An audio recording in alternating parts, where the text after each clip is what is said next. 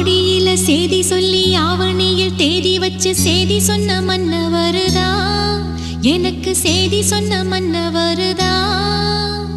சொந்தம் சொல்லி நெத்தியில குங்குமத்தை வச்ச ஏன் மன்னவரு